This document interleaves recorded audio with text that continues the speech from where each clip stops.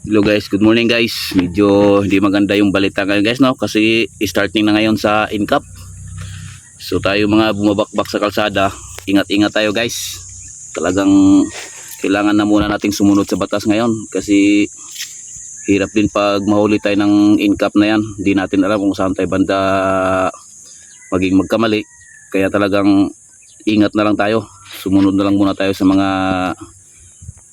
kung anong makikita natin sa kalsada para iwas na rin sa atin sa huli.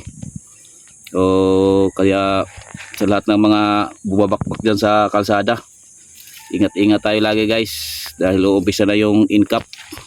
So ngayon medyo mga ngapa pa tayo kasi yun na nga, hindi natin na kagaya ng bike lane, hindi na pwedeng padaanan dyan sa mga motor.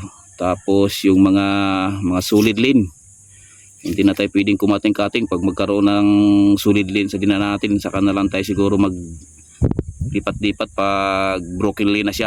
Kaya talagang sumunod na lang muna tayo sa mga batas trapiko ngayon dahil pinapatupad na nila yung incap.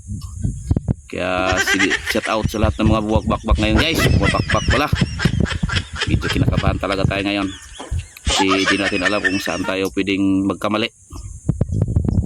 Kaya ingat tayo guys sa lahat, ride safe.